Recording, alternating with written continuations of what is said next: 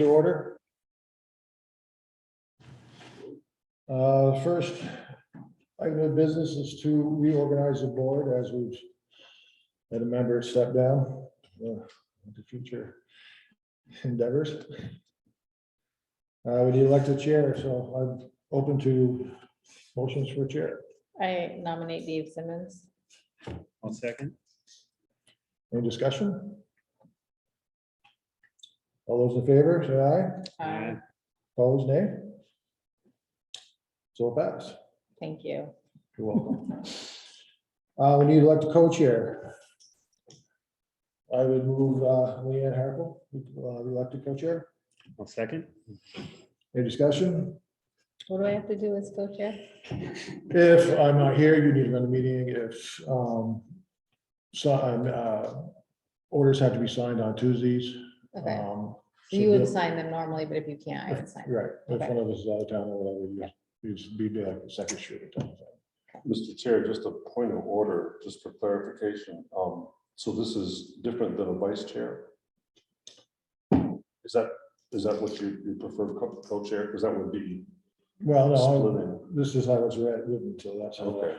Well, I'm just saying it might be Yeah, probably vice chair would be. nothing that Leanne couldn't handle, but it means two We're doing it equal right. chairs. So that means more kind of discussion between you unless Right. it's just a case of Leanne backing you up if you're not able to. Okay. My So- mistake, it should have been vice chair. Can we easily just say that we're making that vice chair? Vice chair, yes. Okay, vice chair. All those in favor of Leanne being the vice chair, so it's fine by saying aye. Aye. Opposed, nay? So passed. We need to, is there any, you having issues with the? No, it's 6:30, first and second? third, or second and Second and fourth. fourth. Yeah, Okay, sounds good. and you'll need to, Cindy will send you the rules of procedure, so you're Yep. familiar with yourself with those. Okay.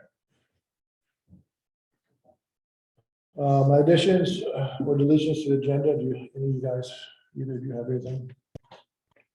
I was just gonna give you an update on some school stuff that's been happening, and I guess I was gonna do that under ARPA, although it doesn't technically related to ARPA. So is there at some point where I can just give an update on some new information that has come out? Mhm.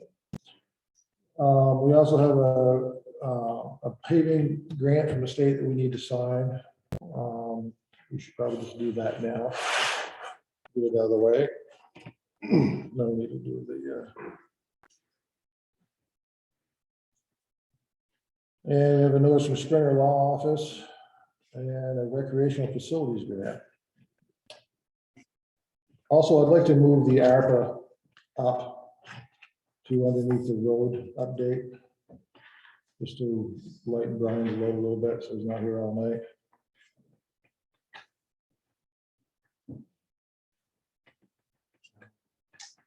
Other than that, we're good. I have a motion to approve the minutes from the June 9th meeting. Those minutes. Is there a second? A second. All those in favor? Aye. Opposed? So passed.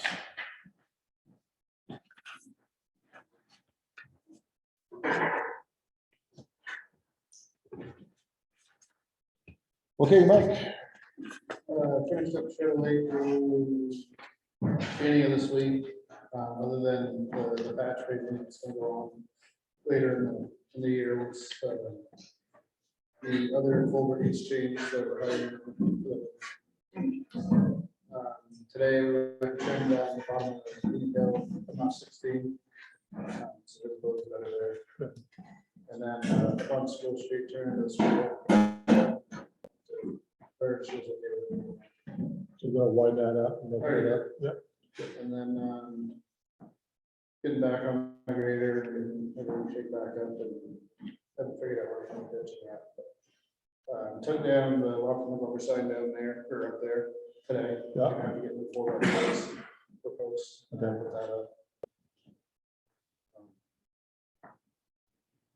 So I know at one of our meetings, we talked about moving the Welcome to Glover sign up by the Westlook Cemetery, but I think Mike got a really good idea of moving it over by Westlook 2, where there's already road signs in there, this side of 122. There can be a lot better visibility and there won't be any conflict with the cemetery as. Wait, so would it be on 122, not on No, 16? it'd be on 16, but just before the. you have to Okay. go up, There's kind of a knoll there. I think it looked good there. Okay, As long as everybody's good with that. Yeah, Is your intention to put it outside of the road right away or on the edge of the road? Because if you're gonna do it in the road right away, you got to do it 380. well, we'll probably do it outside the road then, because we own the land. It's town land, so we'll put it When where. you're out of the road right away. There we go, so we'll do. okay, so you're all set to move it, because I was also gonna tell you Jethro had offered to do that if no one else wanted to. Yeah, I pulled it in today. We're just gotta Okay. get new posts put in there. Okay, But I think it'd be a lot more visible there for one. It's, great. Yeah, the brush and everything else grows up around it here, so. And it was in pretty poor shape. Also. yeah, that's pretty old looking. So I ended up breaking it. Pushed it over. Were you able to say about the sign itself? Yeah, the sign itself, Good. just needs some posts. So you had some good feedback from Shadow Lake Association or the people down the lake as far as how things I went? didn't hear, heard anything, but Nice, nice. went really smooth. Yeah, well, I think you guys did a good job out there, so. Anything else? Did you know that there is, I just found out that this was still there, there's a tree that for a couple weeks has been across Cemetery Loop, so you can't drive up one end of it. And people have been slowly cutting it a little bit more and a little bit more, but you still can't I didn't know that. get through that. I thought you would How long know, ago was this? Recently? well, I saw it like 2 weeks ago and I didn't call anyone because I was like, oh, well, the Was road it, crew will see it, but. Right on the corner? It's where Cemetery Loop past the cemetery meets Cemetery Loop coming up the hill. Do you know what I'm talking about? Where that house is? there? Yes, where the house is. I cut a tree down there before. This is in the last 2 weeks. It's a big tree, like This it's, was around the last 2 weeks. okay, I'll take another look. okay, all right. There might be a tree blocking the road there. Maybe it's gone by now. Someone told me 2 days ago it was still there. All right, I'll take a look. All right, Well, the phases are, and phases is here, so she would have noticed it, and I talked to her today. She didn't say anything. she did? Okay. Someone told me 2 days Maybe ago. not, maybe. Okay, so very good. Thank you, Mike. I was just curious, it's on the, when you said patch paper, there's a couple. Yeah, I'm gonna fill calls. And I was also on the, when we have the road trimmer or mowed, what do you guys, just a thought, like the swamp road is taking a pass down, you know, there was a lot of money put into that, it's getting grown in pretty well. I know, I believe it was 2 years ago, they trimmed your side down to the crossing, I think. Oh, really?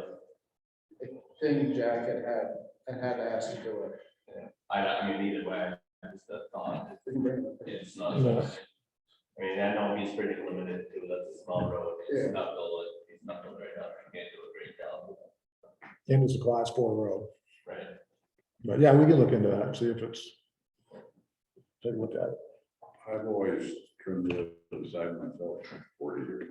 Yeah, I was one of the ones that asked for it on this side because it was awful.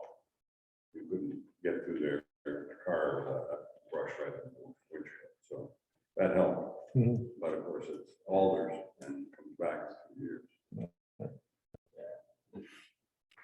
And Harlan does exactly brush the fence out. That was the other thing when I walked past the bit of Osmond.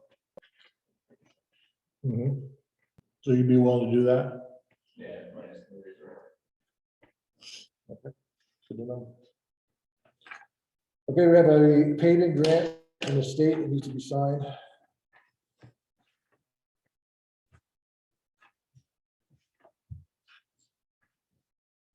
Do all of us need to do it or just one? Just you.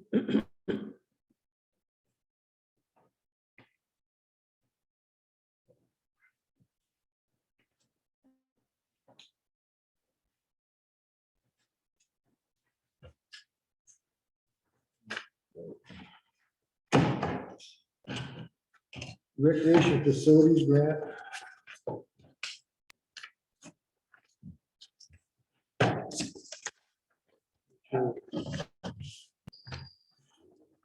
This still says Brian Carroll. Is that okay? Or does it need to be reprinted? It doesn't need to be reprinted. Okay. Phil can still sign it. Should I sign it on the line that says Brian or just below? Yeah, just cross off his name.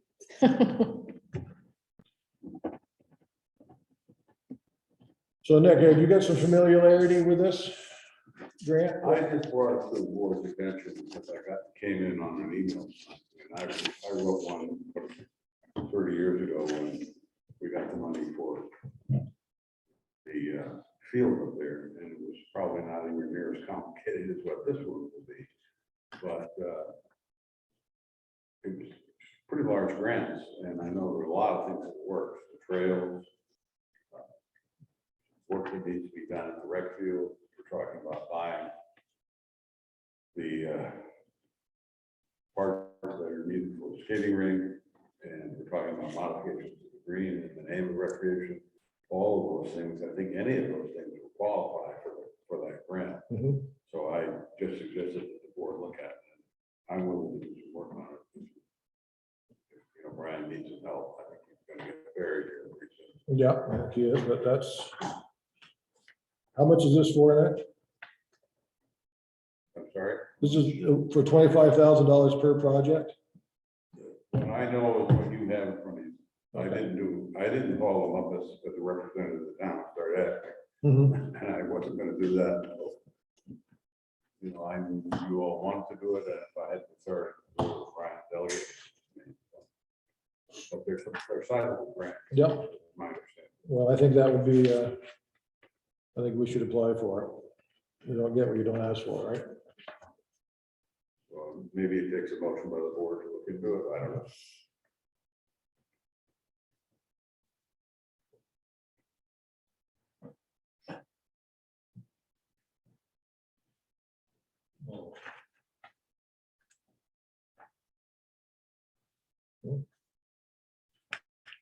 I don't know, should we look into this and apply for this grant. I move that you look into it and apply for the grant. Second, Second. all in favor? Aye. All right. So done, Nick. Thank you.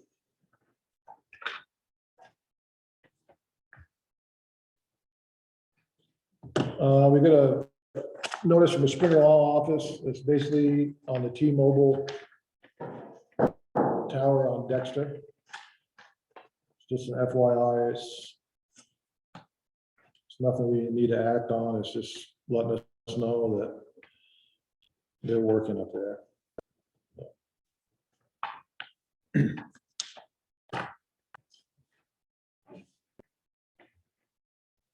All right, Brian, why don't you do your little presentation with Living on the edge here, I happened to lose my, I got kicked off Google on this. So Oh, now no. I'm actually able to pull it back up right in the nick of time.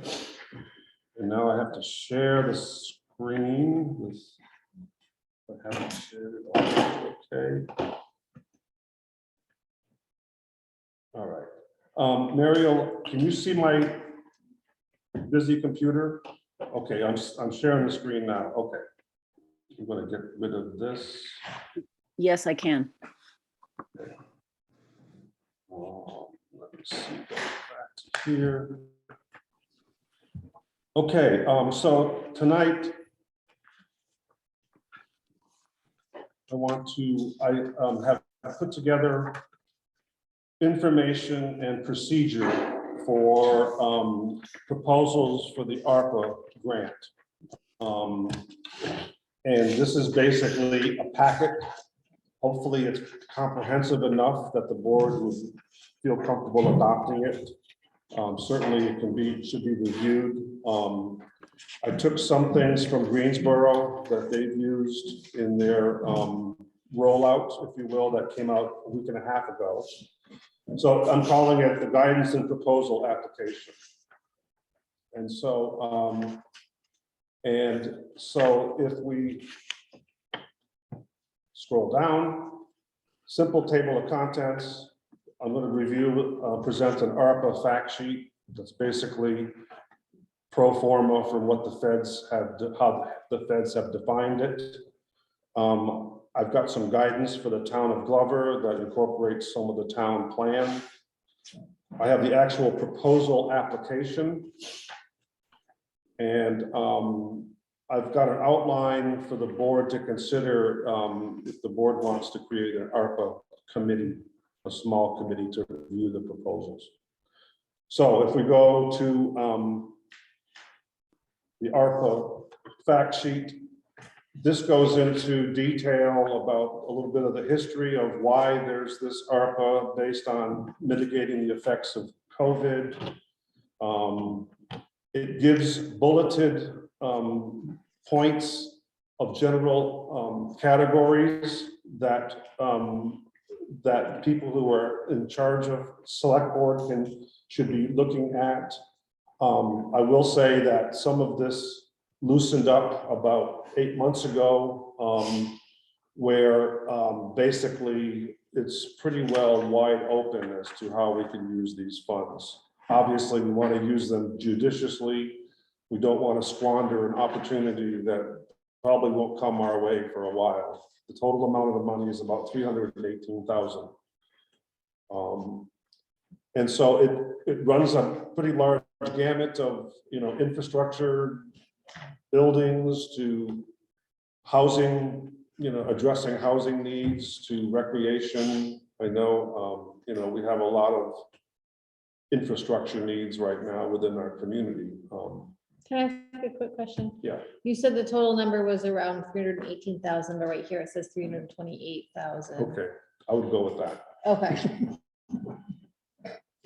What's 10,000? That much right, huh?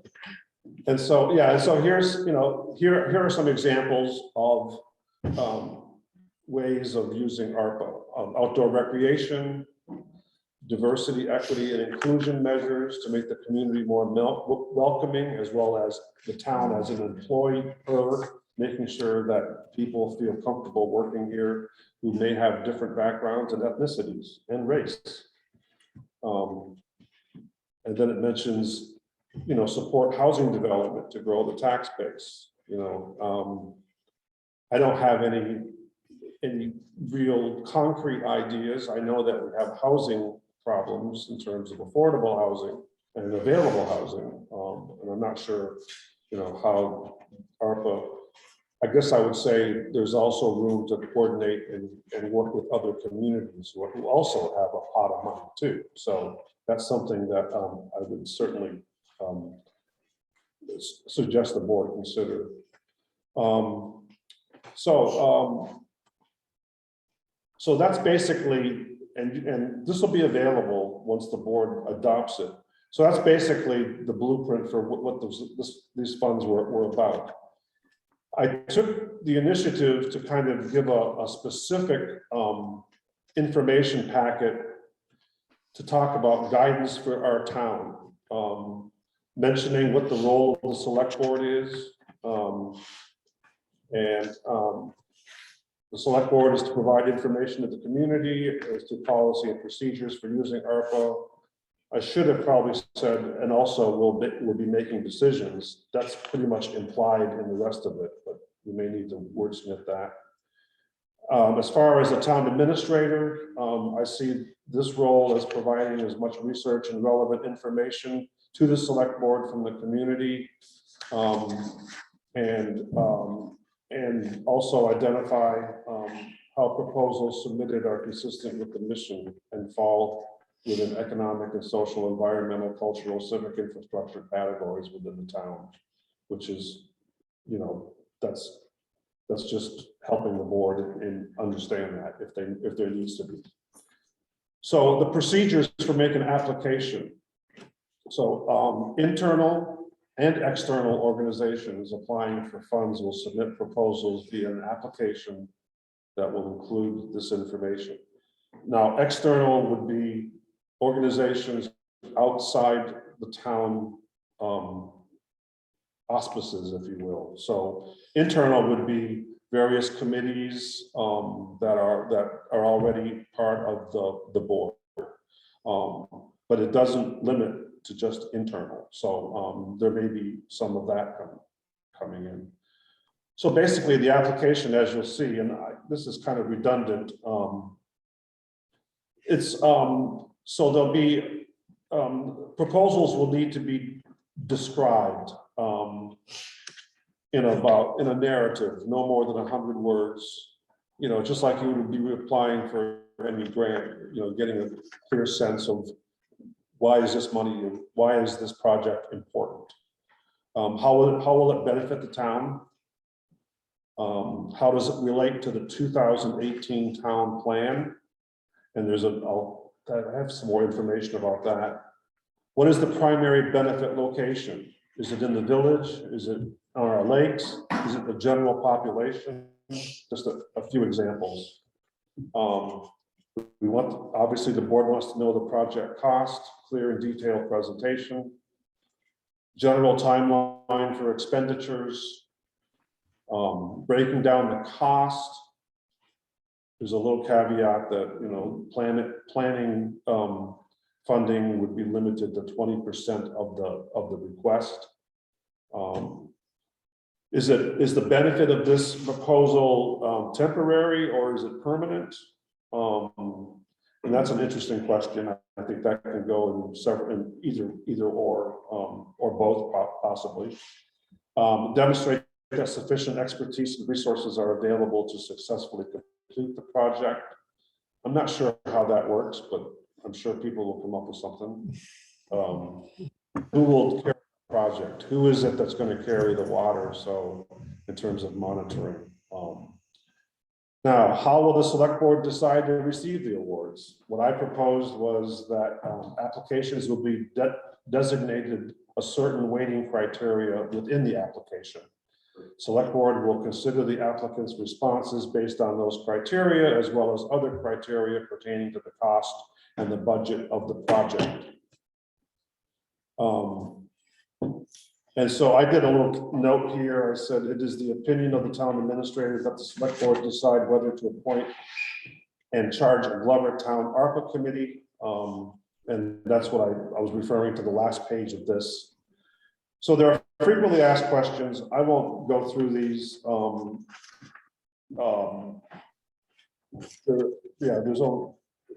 be available. So then there was additional guidance, and I wanted to provide some structure for how proposals or people applying for proposals or providing proposals might look at the town plan. So clearly within the town plan, there are objectives for village center designation and, you know, pedestrian, bikers, motorists. So that's clearly within, you know, the town plan's objective and goals. Land use, develop a system of public use trails for hiking, biking, horseback, winter sports, ATV usage and preservation. That is in the plan. Historical objectives, identify, maintain, and interpret the historical buildings and resources, promote public land and private rights of way, access with permission of landowners, usage for historical designation. There's a recreation objective, support a committee in efforts to oversee recreation facilities, support lake associations, better use of town green, promote handicap, that's a typo, promote handicap accessibility. We've already had some discussion about providing a ramp for a beach as well as possibly Barton River. Renewable energy objective, promote the use of small-scale renewable energy resources, encourage greater transportation. Charging stations come to mind as just, you know, one thought. As far as internet infrastructure, provide town-wide access to internet, improve cellular service. That's that might compete with what we're already getting with our CUD, but clearly that's part of the town plan. Health and housing, make Glover an inclusive and safe community where people from all backgrounds and identities feel welcome and at home. Make Glover a food secure community, setting up a food shelf. So that's certainly something that is within the town plan. Part of the highly rated preference within town plan was to retaining Glover as its rural character, support the town school, library, and agriculture. Things that need to change within the town plan, we need better cell service, internet, economic opportunities. So that was just a real Cliff Notes version of what's in the town plan. You can access the town plan on the town website. And then, so here's the actual application. It's pretty straightforward. It's a one-pager, except for you'd have to provide a narrative on a separate piece of paper. It's pretty straight ahead. The interesting thing will be the ARPA evaluation criteria. And this is something that I think the board will have to, either the board or an ARPA committee would need to assign percentage of weight. So is the proposal consistent with the stated ARPA guidelines? What's the percent of that? Are there economic benefits to Glover? What's that weight? What are the social benefits to residents? How do we weight that? And the ability and capacity to carry out the project as proposed. How do we weight that? Is that, and so that's the next kind of step if this is adopted. Proposals can be mailed to the town administrator, me, by, and I didn't put a date. I think we talked about September. 30th, yeah. Yeah, let me just put that in there. September 30th.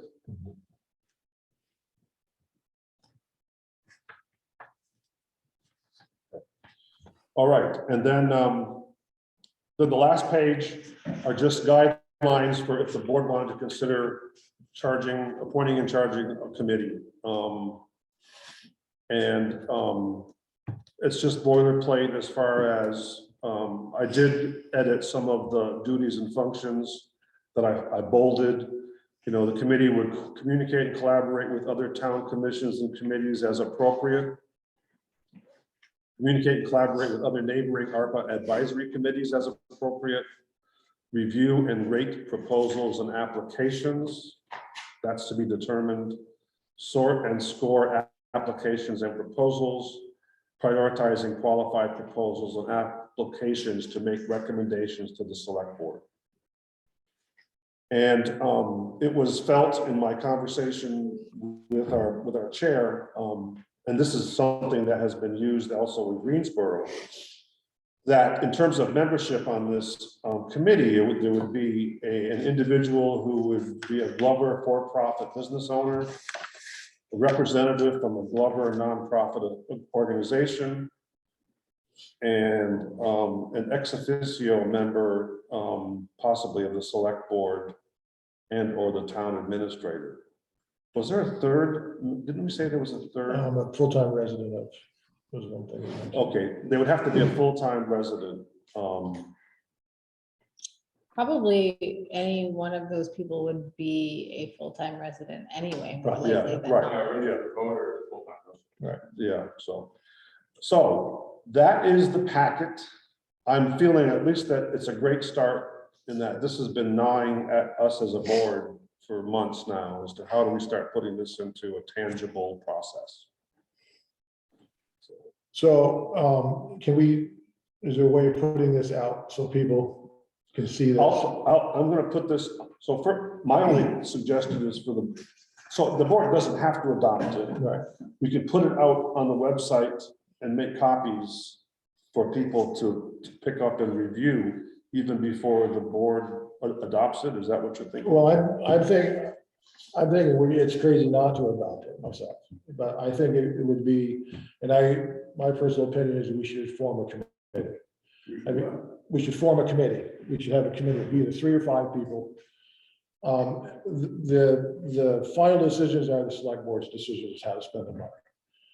But to be a little more transparent and to be totally get a good feel, I think we ought to be a committee set up within town that would work with Brian and bring proposals to us so we can do the best possible job of using this money. Yeah.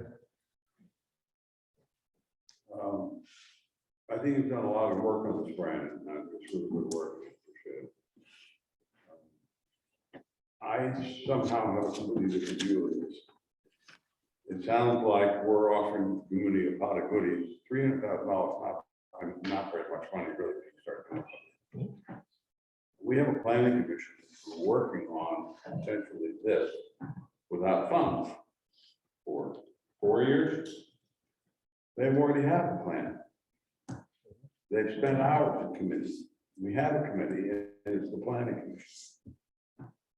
I think our schedule had to be off. And when I'm thinking, like, obviously the client would want to talk about it, they would want to take this over in some way. But we've done all of this thinking already, and we have a whole list of projects. $300,000 for which would not cover half of them. And my thought would be, no, you're not going to go out and put an ad in the paper and say, we got a big pot of money, guys, come with your ideas. We've been doing that for 4 years, and we've already got a lot of these ideas. And so why would we not look at the plan? We are, And there are a lot of things in that plan, which some of them were modest, some of them were expensive, some of them would require annual funding for a long time, far beyond what our district is. But I'd like to see us start with that. And then if you don't find projects that you can spend the money on, which I doubt, then you might go out to the wider community, because you've already had a community-wide survey, which is exactly what you're talking about replicating. The only other thing I want to add to it is I would hope every project that I've been part of spends too much money on consultants. We're always spending money on consultants, and we have a lot of brilliant people in this town already with a lot of experience. And I would like for us to try to do, now I'm not talking about something that's very technical, if you have to design a building or something like that, unless there's somebody who's an architect who wants to do it, which we did have at one point in the Senate. But I would like to minimize the amount of professional assistance we get if we don't absolutely need it, because we wasted a ton of money doing that. So well, my thought is the proposal is to have someone from the planning commission on it. There are other things other than what the planning commission is interested in that may be of interest to people in the town. And this is state money, and one of the suggestions we've gotten from the state is to form a committee. You know, I'm not saying we need to go out and spend the we money. have a committee, that's what I'm saying. We have a planning commission. I don't know if it's exactly the same thing as an advocate. Yeah, I'd love to hear it discussed. Well, that's what we're here for. So if you got something else, shoot, but Can I ask a question? sure. So how was it 328,000 determined? Was that a number how was that number? Every town received money based on population. Got it. So Greensboro gets a few thousand less because their population is less. Got it. And for applications, what's the total dollar amount that you would be looking for? Can somebody apply for the full 328? I think we said, I didn't mention, I think we said that for out of practicality, I think we said that it was a minimum of $10,000. I was actually gonna ask about that. Who, like, is that a state thing, or is that, who came up with that number, 10,000? It's, I think I did, just because I've seen some say 5, some say 20. Right, There's been conversations that I've heard where other towns have said it's too much work to be doing this for less than X amount of thousand. yeah, So, I don't know if that's something I agree with. I think that sounds like a really high number, and I wouldn't necessarily want to not consider someone who's looking for a smaller project than a $10,000 project. So what's the cap? How high could people apply for? In this, there was no cap in this description. And that's something that the board wants to, I didn't try to make it a complete, I just left things open, so I had just used the 10,000 because like I said, I had conversations with others, and there had been a back and forth about the amount of work that goes into this for the amount of the grant sometimes doesn't seem to be logical. And is this a one-time application, or are you gonna do annual applications? Well, so the money is gonna be awarded half by I think Cindy's, correct me if I'm wrong, it's gonna be awarded half 1 year, half the second year? Yep. We have already received half of the money. And we're not expecting the other half, I think, until July, maybe August, I think. Don't quote me. And then it says here, it all has to be spent by 2026, is Yes. that right? But that doesn't reflect half for a specific project. Yeah. It just reflects half the money's here down. half is- Yeah, I was just gonna say, as somebody who hasn't been intimately involved with this, if I were to read that application, I would email you and ask you all those questions. So it might be good to just put that all in there. up Yeah. front of, like, what's the parameters? And, you know, what the cap is, if there's no cap at all, or. Right, and that's What we something have, I didn't how want much to is speak, available. I didn't want to, I have limited experience with this, and no one's got experience with this grant, so, yeah, I think right now it's wide open, and if we need to tighten it up, that would be, advisable, and the board can talk about that. There's also the argument that if we leave it a little bit loose, innovation might happen. I don't know. I hope, I think the grant was, from what I've read and the trainings I've been to, it's really been encouraged to use this money in innovative ways. And I do agree, as a town administrator, I think the planning commissions has done a lot of work. And certainly a lot of their work falls within the town plan. And, it's sort of like they're the elephant in the living room, maybe, I don't know. But I think the board, probably wants to at least make sure that everyone has access to this and can submit their proposal. Can this money be used as matching funds for another grant? So here's the deal on this. From the ARPA perspective, yes. From the Vermont perspective, I've already inquired about a community building grant. And I was told that you could not use matching funds from the feds. So I emailed and said, so just to be clear, does that include ARPA funds, which we have been told we can use? I got a nice little long reply that said, yes, unfortunately, the state of Vermont will not include matching funds even from ARPA. But if we, for instance, got a grant from the community foundation that needed matching funds, could some Sure. ARPA funds be used to match that? Yes, clearly ARPA guidelines say, use it for matching funds. It's just that Vermont says, no. At least for that particular department grant. I can't speak for the whole state, but chances are it is. Probably depends on the original form of the money that the state is utilizing, whether or not they can match it with the federal money of ARPA.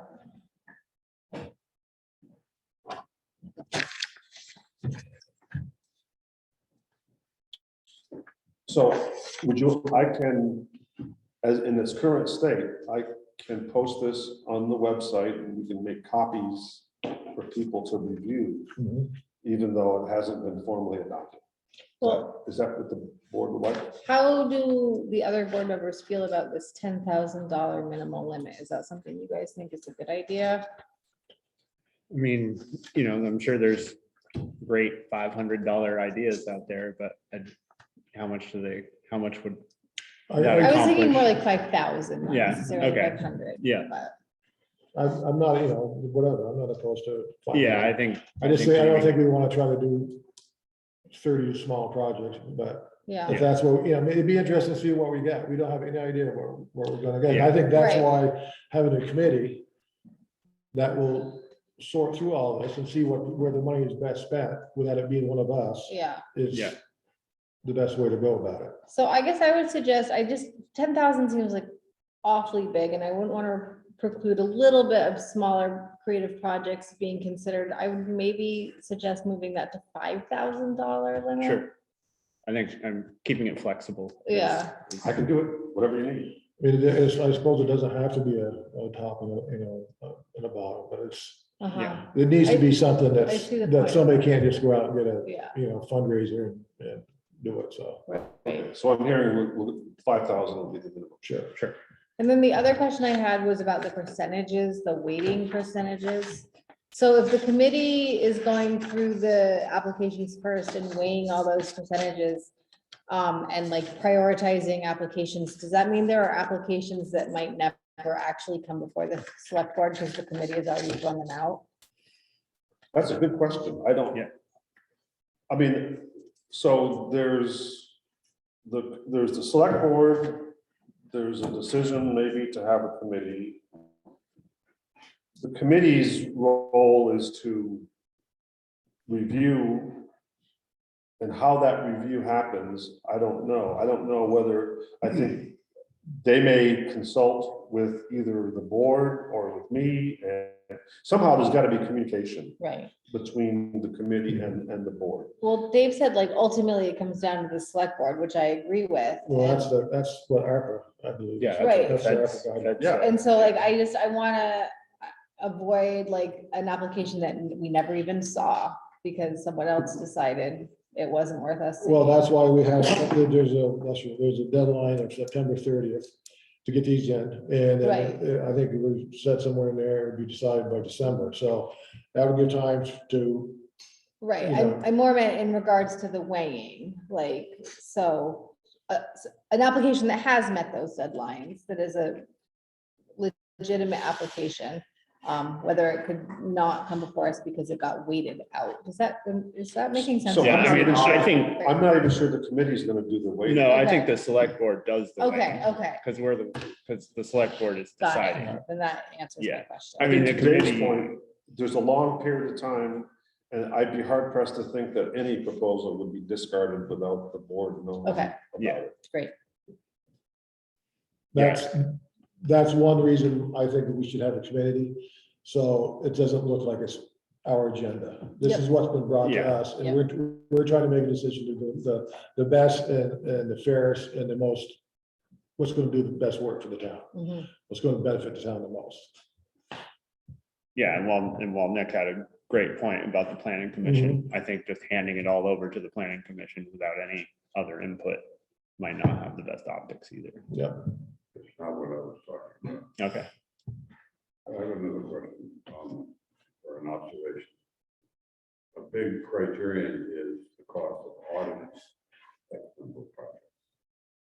Because we're talking money, and I take the point about not having 30 projects, $10,000 each. I think a big criterion should be some sort of determination of the cost versus the impact on the community, or some goals that you set up in terms of what's going to happen. Now, if it were, if I were going to say a $50,000 project to do something up the rec field, speaking for myself only, I would look at it very favorably because hundreds of people use it. If it were a different project and you thought annually only 50 people were going to use it, then I would, think maybe that's not appropriate for these funds. I'm still not really understanding.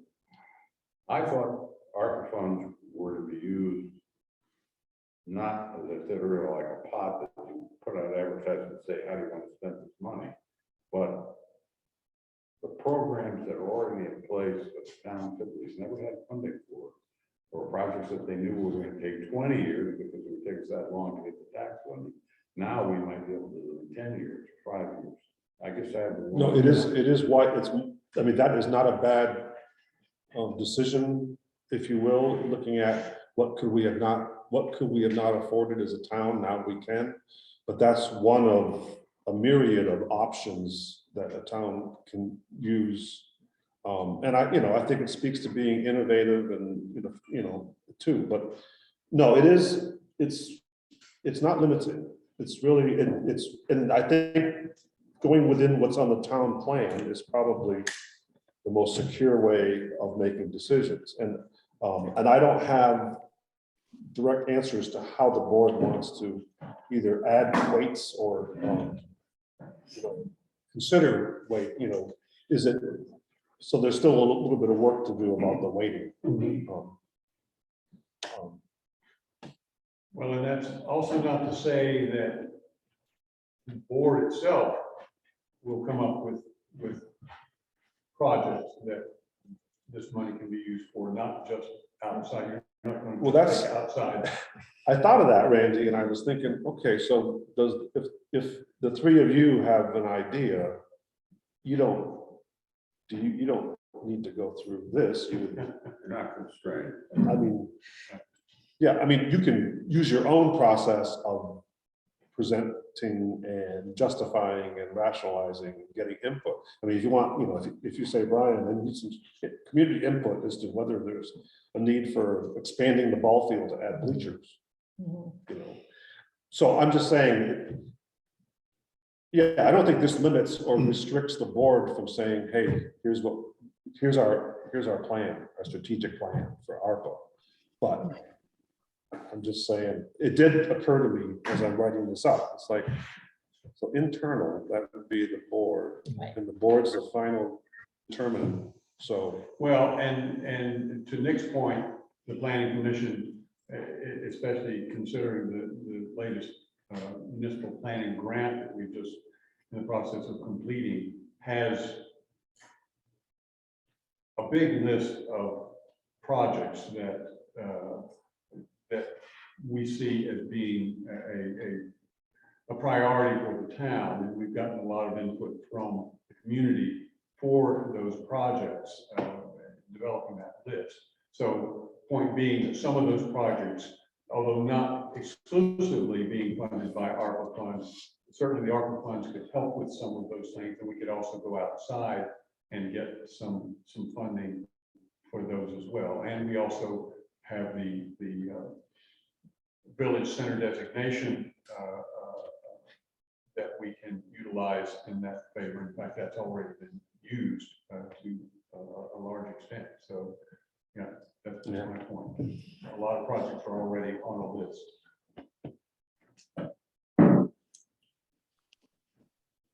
Well, I'd like to put it on my opinion, would be to put it out there and see if we get some feedback and then put it on the agenda for the next meeting as to whether or not to adopt it.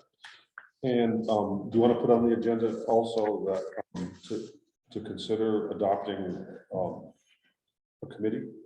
Yes. So I'll just hold off on any advertising for that. Yeah. But I will post it on the website, even on Front Porch Forum, and have copies at the municipal office. I would think that we would get some response on people wanting to be on the committee. I hope so. Yeah. Yeah. What sorts of organizations are you thinking of? See, I'm trying to think, what local organization or individual in this town who's not been involved in all the planning and doing those best words, all of a sudden come up now and say, Who doesn't want to spend money now? Who doesn't like to spend money? no, I just don't know what I'm saying, Dave. What I'm saying is that $300,000 would build one apartment, so we're obviously not going to start building apartments on the town. You know, we have a recreation committee, we take it someday, will become a recreational department, it's soon, but not like Peggy's initiative, to do trails, which are gonna take money. Okay, we know about that. Well, there's like camps, one of the things it said is childcare, so maybe there's a camp that might start to talk about projects that they could fund or other childcare kind of things. Historical society probably could come up with some really good. Which is already in the town plan. Minimal. I would like to see, try to get some fresh people. Nick, we've talked about this for years, about how there's a certain core group of people that are on all these committees, and a lot of them are getting burned out. And if we can get some fresh blood in here and somebody, No, I'm not raising my hand to volunteer myself, sorry. No, if I may, while you say that, I've been thinking this entire meeting, I've been thinking about this ever since I moved to Glover. When I lived in Westmore, the town administrator had an email list, and every meeting agenda is sent to everybody that's on that email list. So what's your way of communicating with the town? So if you're saying that there's a lack of engagement, how is the town and how are the entities engaging people. And for me, if I got a email every 2 weeks, like here's the agenda, I might come to more meetings and then I might get sucked into volunteering. Right, the website, but how many websites do you check a day? Like I probably wouldn't go out of my way to see what happens to be on the Brothers website. Like we're all in information overload. Like I don't know, just an idea of like, what's your strategy to engage people? Because there are probably more So people. if I could just quickly address that question. So yeah, I actually asked Cindy and Jessica, our town clerk, is there an email list of our town residents? No. And I thought, wow, I wonder how difficult that was going to be, because that would certainly be very cool to have a strategic way of doing a bulk email. Yeah. So what we are working on is upgrading our website so that it's less verbiage and more engaged visuals and clearer organization. And then we do have Facebook that we're going to start using more intentionally to point to the website. So far, that's what our plan is, to engage. And there's more stuff that I would propose and discuss with the board that we could do. But and I was a little surprised that we don't have an email list, but that I'm an organizational wonk. I'm not a municipal wonk. So I think it's different when you have a municipality and there's privacy and such. But unless we could probably put an ad out and say, if you want to be on our town website, sign up on our web, or if you want to get our emails, sign up on the website. That's Right, probably. if people give you the permission to send them an email, then you're not in Yeah, the, yeah. informational privacy. Yeah, I realm, think, you know. because But we even do if you want to. had something on your website that says, sign up here to receive our email list, and then you go in. That would be- Yeah. Mr. Chairman, review of this, but people introduce themselves, we did ask actually do that at the beginning of the meeting. And I suppose everyone here knows everyone else, but maybe not. And I forget who people are. So, but no one forgets. Sure. Sorry about that. Should people do that? Yes, maybe we can just go around quick to Normal procedure. make Nick understand who's here. Could Tyler, you want to start with? Judy Dunbar from Shadow Lake.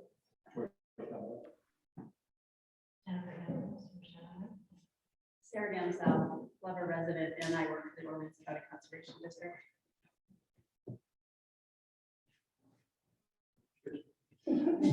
I'm sorry, I have a little hearing issue. But my name is Derek Sheldon. I'm live across the street. We all know Dan. Yes.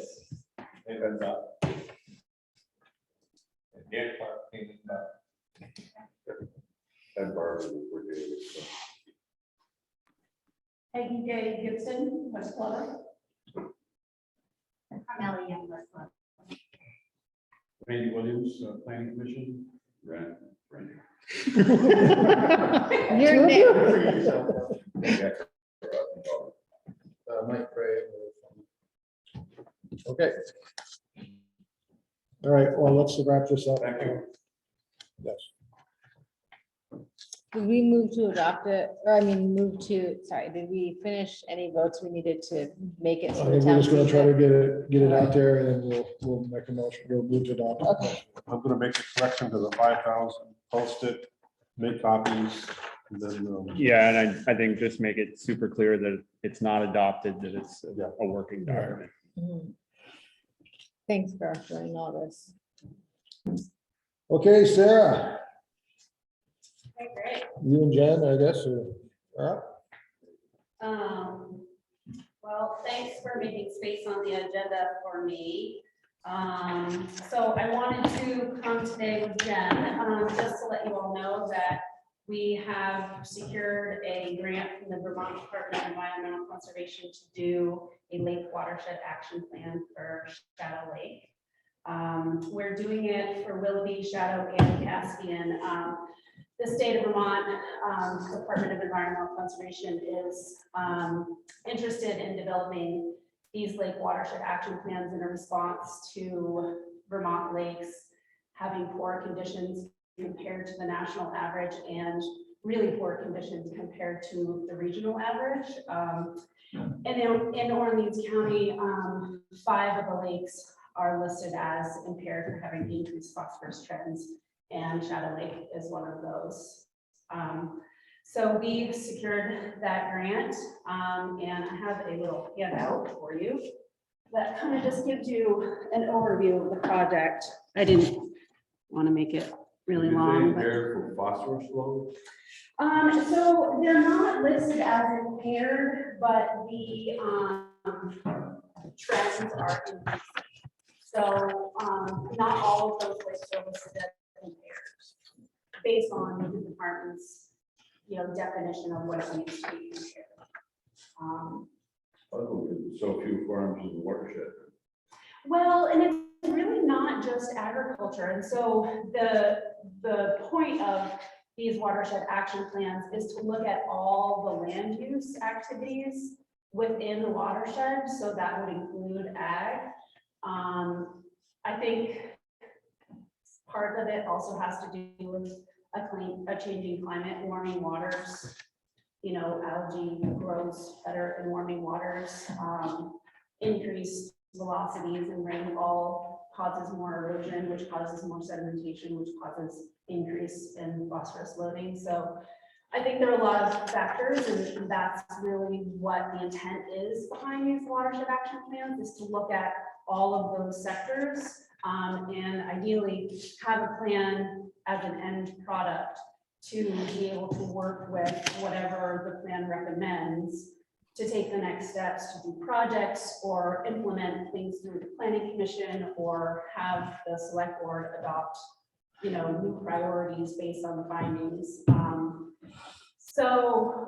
A big part of this is holding a stakeholder group. So we don't want to do this on our own. So I didn't fully say that, I didn't describe who I work for, but I work for the Orleans County Conservation District. And we would orchestrate those stakeholder groups for the Shadow Lake watershed. And having somebody on the planning commission or on the select board would be a big part of that stakeholder group, as well as the Lake Association, ideally also town staff, anybody who's a stakeholder in the outcome of this plan. I think Sarah Gluckman probably would want to be involved in that. She's doing the lake monitoring on the lake. So that's largely what I wanted to bring to your attention today in this meeting, is just to say that, we would be holding these stakeholder meetings. Ideally, we would have your input at those meetings, and we're looking at doing 3 meetings. So first meeting would be in July, and I think we already nailed down a date, July 26th, which is a Tuesday. So I can be in touch with whoever might be the good person at the town about the details on that. And so right now we have a request for proposals out to hire a professional consultant to do the assessments. So the first thing that consultant will do, will look at all of the existing data, because we don't want somebody to waste a lot of money doing something that's already been done. So they'll look at the municipal roads general permit. What are the findings from the roads? They'll look at all of the water quality data that Sarah Gluckman has. They'll look at shoreland information. They'll look at all kinds of, mapping information to kind of hone in on what some of those priorities would be. And they'll create an online data library that anybody in the town will be able to access, and be able to come to this initial stakeholder meeting with all of that information to kind of give an overview of like where they think things stand, and then hear from everybody in that meeting where they think things stand. And then that will guide that professional consultant's work in terms of looking at doing assessments in the watershed. So we're required to do a certain amount of assessments. We're required to do shoreland assessments, lake-wise assessments, road assessments. A lot of that's already been done. So we'll be looking at what the municipal road general permit stuff is. And then looking at any other potential problem areas where there's stormwater runoff. And I'm missing one of the other ones. No, and then the other one we kind of left open a little bit, and I think we left that open because I talked to Sarah Gluckman about the water quality data, and there's a particular particular tributary that she would like some stream assessment to be done. And some looking closer at some tributaries based on the water sampling data that she has. So once all of those assessments are done, there will be another stakeholder meeting, and so that wouldn't happen until 2023. So we'd ask somebody from the select board to attend that, and then to finalize the plan, we'll ask somebody to attend that meeting. And then the findings, there'll be a range of findings, but one of the main things that the state really needs to see is our 30 projects, up to 30 projects. We don't have to find 30 projects. So if there's only 24, it's fine. But finding those projects, and then the Conservation District and the Lake Association would work to source other funds to implement those projects with willing landowners and with the town, you know, whatever ends up coming out of the results of that. So yeah, so I just wanted to, you know, make you aware that this is happening, and it is something that is happening a lot in the Northeast Kingdom. There's a lot of attention being shifted from the Lakes Division at ANR around this issue. And I might be back in a couple of years around Lake Parker. So, Okay, yeah, well, I'm sure you have our support, great. so.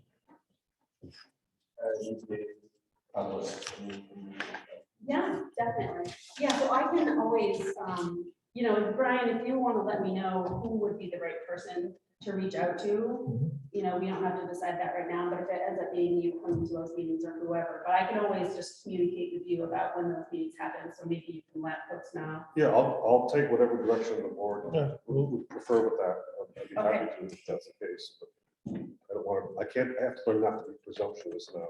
Right. Point. Right. Mr. Chairman, Yes, the board entertain a resolution to thank Jen and Child Lake Association for taking initiative in this area. I think it's really important. absolutely. Yeah. Thank you.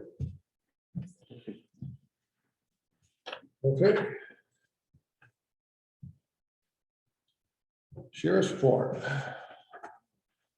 Are we skipping the equity committee, Oh, or did you want to move that down? no, go ahead. Okay, so the equity committee met today outside of our regular time to discuss a second "everyone is welcome here" sign has gone missing. This time in West Glover, so the equity committee is going to take the lead on the communication with that. We're going to try and keep it positive for right now, and invite people to come to equity meetings to pick up more signs. We've got plenty to replace them, and to let people know that if they need a sign, that we are happy to provide one. So Jethro is going to be, I think, writing a letter to the editor and putting it on our Facebook page. I'm sure you'll be getting a message from him with the content, and a front porch forum letter. I guess that's kind of the plan right now. I was gonna say that he offered to move the sign, but it sounds like you've taken care of that and don't need his help at all now. Yeah, the one up here. Yeah, okay. He's going to replace the one in West Glover. I think it's just a matter of putting another one up, so he's gonna do that as soon as possible. We also, you may have answered this question last week, but I don't recall the answer. There was an interest in putting one up on the fence at Shadow Lake Beach. And is that okay if someone from the equity committee takes care of that? Okay, so yes, we'll put one up at Shadow Lake Beach. And that was basically it. This was not our regular meeting. This was just to discuss that. And so I will say that, you know, even though we're gonna keep the message positive about the signs disappearing, it is not without growing concern that this is happening. So we're gonna also be keeping an eye on that. Like if it continues to be a problem, the way in which we move forward may become a little more serious and directly addressing it. But for now, we think we can take care of it with open communication, inviting people to come to these meetings and learn more.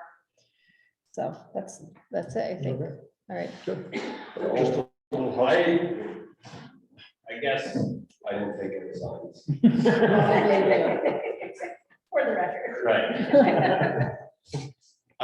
I'm not all in favor of those, you know, especially the beach, or, I just don't think it's a real true statement. I mean, all are all welcome though, and have all, everybody, I mean, it's a pretty broad statement. You got sex offenders, you got drug dealers, you got all this stuff. I mean, you're saying all are welcome.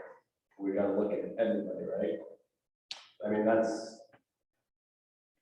I don't know. I don't see the sign really. I'm just curious on this whole thing.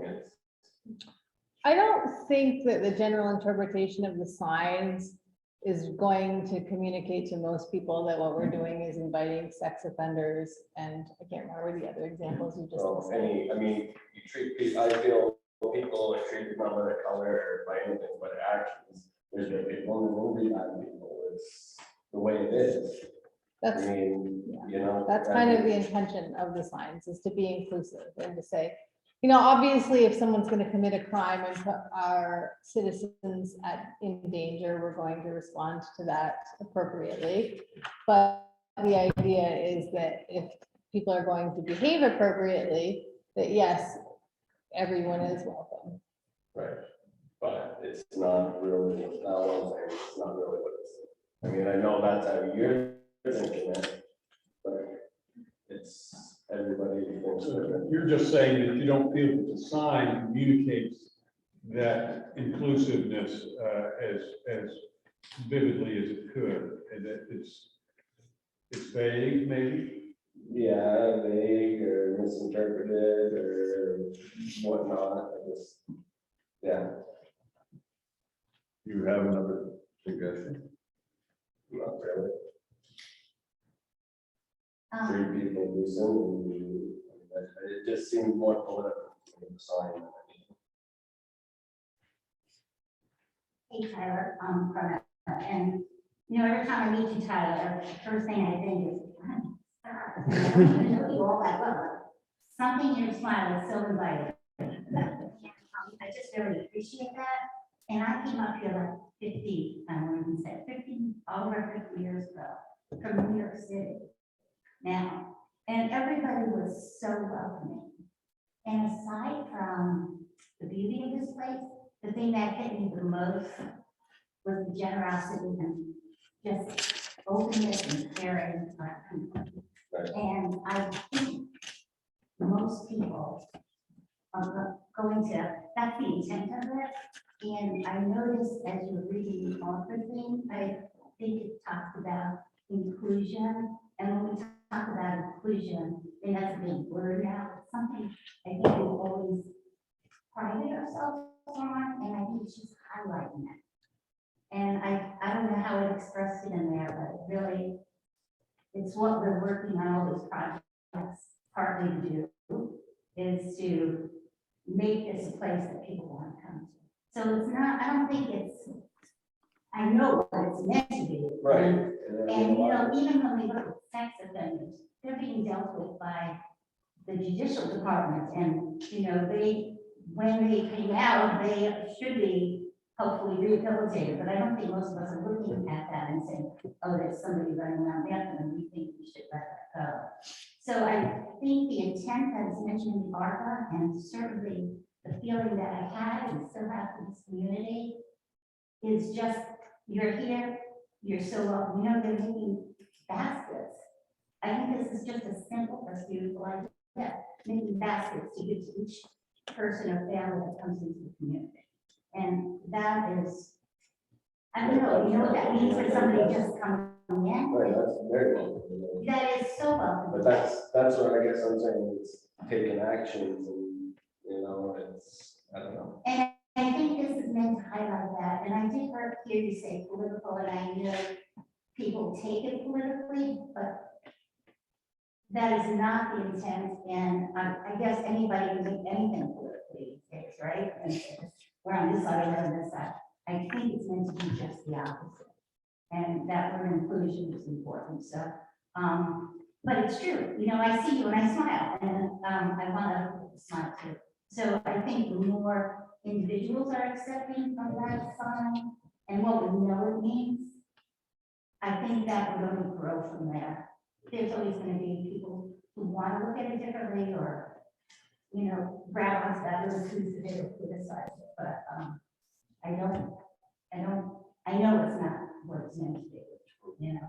So I want you to know that from the committee, and I got on the committee late, but just the idea of equity sounded wonderful. I know we're already doing it. Let's just highlight it and let those coming in know we're doing it. You know? I'll also say that, you know, I was on the committee from the beginning, and in having these discussions about what are some small actions we could take, we heard from people who were in families where there were people of color who told us that, you know, sometimes in a state where it doesn't always feel welcoming and it doesn't always feel safe because they are a person of color, when they drive into these towns and see these signs that say things like all are welcome here, because we're not the only town doing this, that does make a difference to them, and that does make them feel like they're safer and more welcome. And so this was a small action that we could take to kind of get the ball rolling on making sure that we're making our town feel that way too. I know, you know, we all like say liberty and justice for all in the Pledge of Allegiance, and nobody thinks that that means that we should be setting sex offenders free because they don't have liberty, right? Like, we know that that means that that's an ideal. One of the interesting things is we've had Brendan Buffett here for almost 50 years. And if there were a community in Vermont that has had, I'll use the word exposure or interaction or whatever word you want to choose, with people from all over the place, love has got to be it.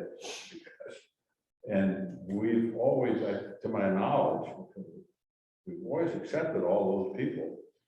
Maybe it's only because they entertain us, which they spend a lot of their time doing.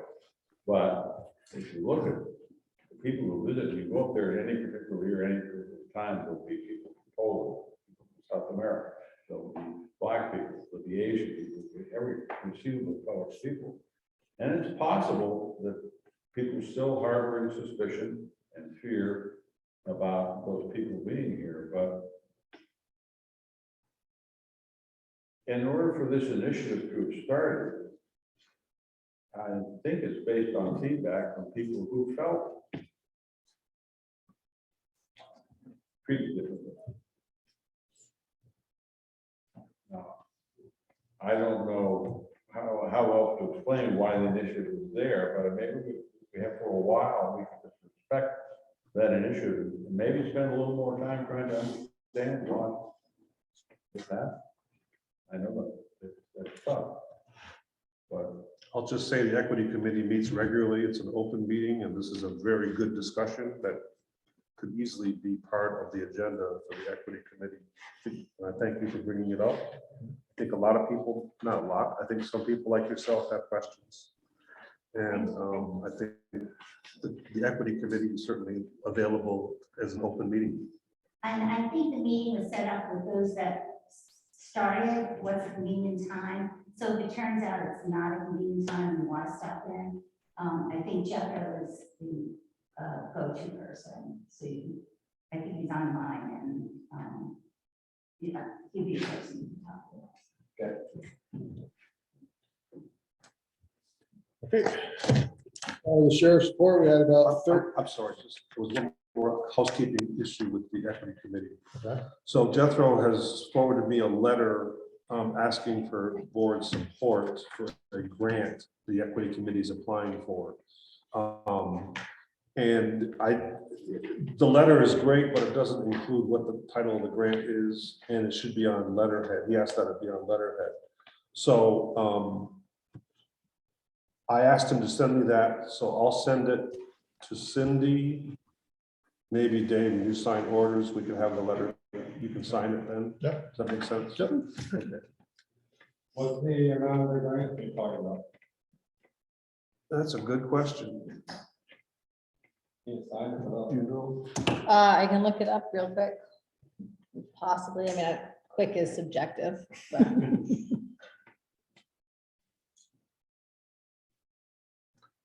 So while she's doing it, I'll just read this. So the Glover Select Board fully supports the work of the Equity Committee. We formed the group in January and recruited members to help make our town a more inclusive and welcoming community.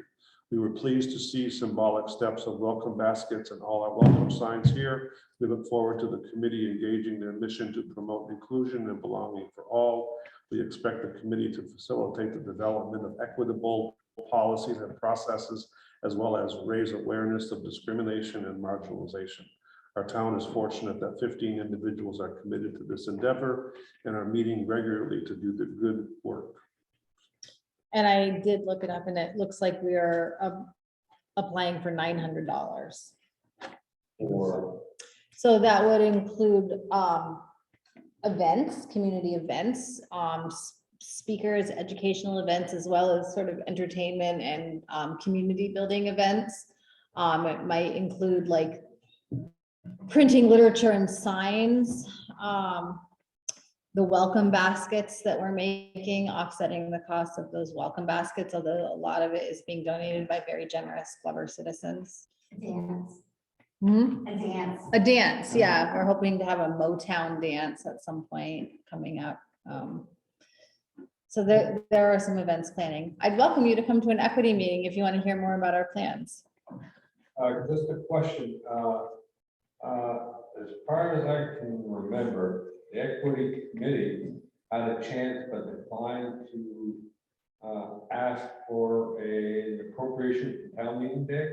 We were not ready at this year's town meeting to do that because we wanted to have a little bit more of a solidified understanding and communication about what was our purpose and what were our plans. So this grant will be quote a one-per, so any other monies you'll approach, get an appropriation from that town meeting? I am not prepared to say yes or no to that at this time. Yeah. Well, I'm sorry, is there a concern? I just like, I would need to go to the committee. result is that, I'll let you have this one shot because it's in between town meetings. But the town, you're asking to utilize town money, and the town should, people at town meetings should be able to either approve or disapprove. They're applying for a grant, Dan. It's not coming from town monies.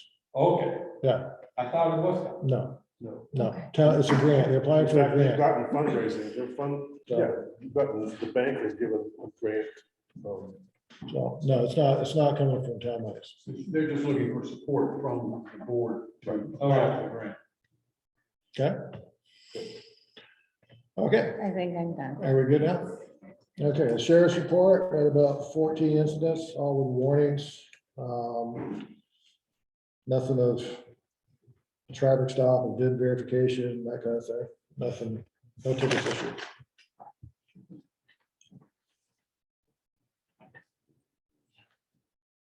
Peggy? You're up. I'm here to report on the Glover Trails Committee. We've had 2 meetings so far, we've had 2 hikes, and we have another one on Saturday. We've been going over existing trails, so actually Jimmy Courier led us on a hike from Runaway Pond to come out at Shadow Lake Beach to Black Hills on Black Hills Timberland and the Brown Land, and that was great. And then last Saturday, I tried to cancel too late, so we went anyway, and we did Skunk Hollow section of Hinman Road from the end of our traveled Hinman Road to the Greensboro line, and we actually went beyond it to the Freeman fence and saw the old cemetery and looked at what work is needed there. And this Saturday, I'm gonna lead a hike on Hinman Road in West Glover from the West Glover Cemetery along Cemetery Loop and then into the Skidoo Trail, which is the Hinman Road past the settlement, and then down through Young's Hayfield, which we have permission to do. So right now, we're kind of looking at the trails that already exist, and the other trail that we'll probably do on Saturday, which is nearby, is Hester Webster Nature Trail.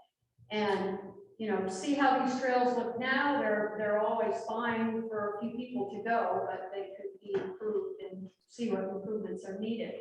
And I'm here to ask for $1,200 from the town's recreation committee funds that are held over. And what we want to spend, we've already got our own website, which has a lot of information on it, it's called lovertrails.com. So it's the website, 140, signage, 300, and then trail maintenance training, 500.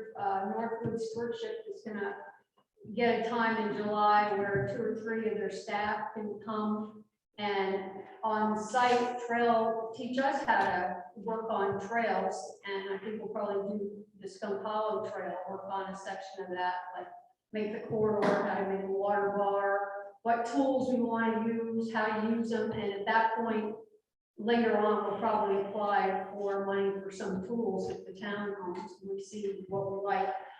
And then we want to start making some trail boxes and get materials for that and maps and things. So it comes to $1,200. This is just our first request because we want to know definitely what we want to spend it on, and we'll bring our bills to the town. So that's the first question. That, and I have a all listed here that I can hand out to you.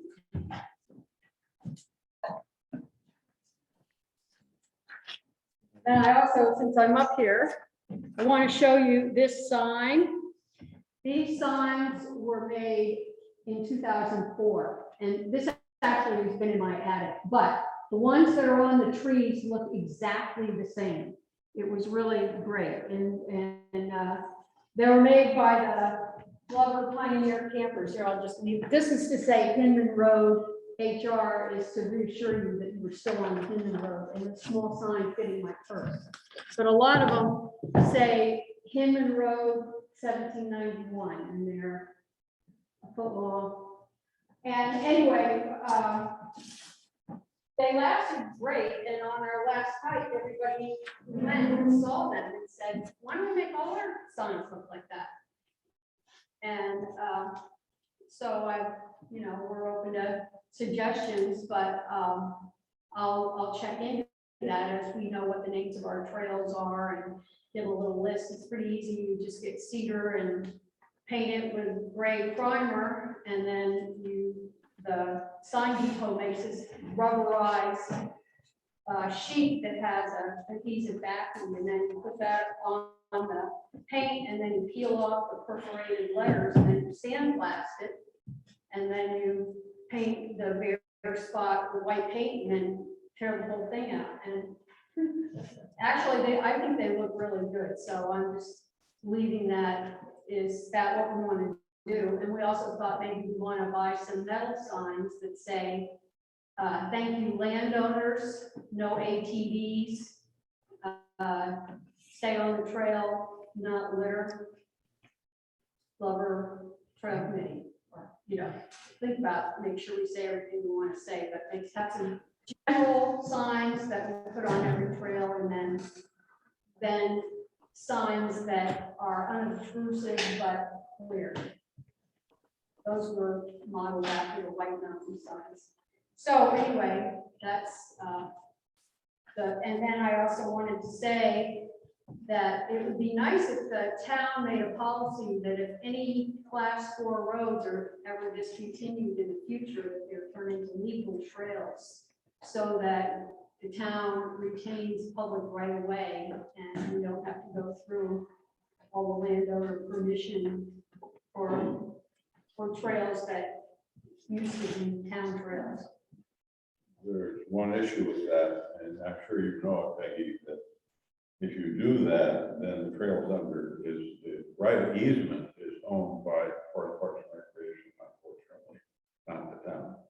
And so they then, we have 1, 2, 3 trails, no, only 2, Caleb didn't want one. Range one, we've got one on Sand Hill, that goes the last 2/10 of a mile on Sand Hill towards Sheffield. We have one on Raoul. Rowell, thank you. Rowell Road, that's about 4/10 of a mile. Because they all line. I think those are the only. There's one that where Bear Call Road and Beach Hill Road intersect. It goes straight up towards Norm Osier's places, and it doesn't go all the way, but it says it on the map that's on the state highway map. It says LT, legal trail. Well, okay. It goes from Bear Call I don't up to think it Norm's. is- I don't think it is. It goes towards there. I mean, it used to be an old road and, Right. you know, and followed all the way to Norm's, but somehow in the last land deal with Sue Medor that was in contention and. It was an old road and was for a while, it was a Skidoo trail, but I don't, No, that was discontinued about a few years ago, and when it was discontinued, it wasn't like a legal trail. Now, maybe that he made an agreement to allow some people to go through there, but we never had this posting of, you know, a road,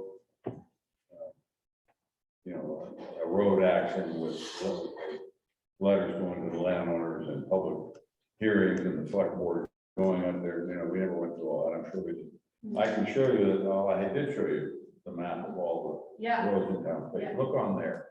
yeah. The state is sometimes wrong. I hate to say it.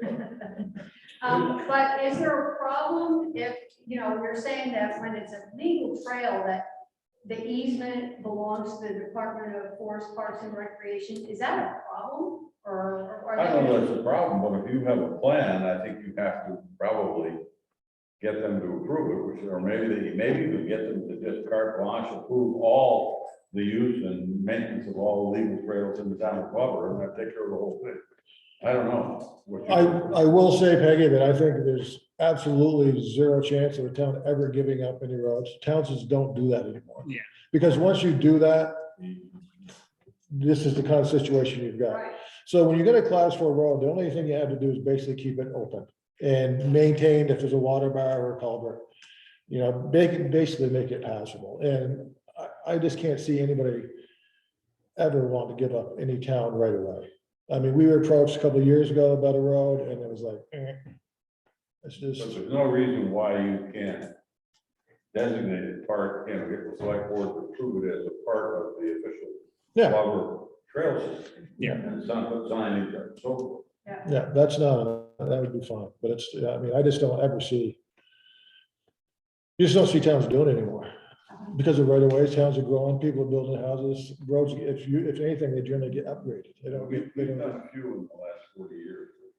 well, in The response high to drive the road, municipal you know, roads little getting bit. permit, a lot of towns are throwing up those old roads because they have to meet all these water quality standards on roads that aren't used anymore. So there are quite a few towns recently that have designated them to legal trails, taking Yeah. them off of the, That has not been the, not that it's happening in Glover, I'm just saying. no, I'm just. It has happened recently. Well, I don't see it happening at all, to be honest with you. I just don't think anybody wants to give up a right of way. All these class 4 roads get used, you know?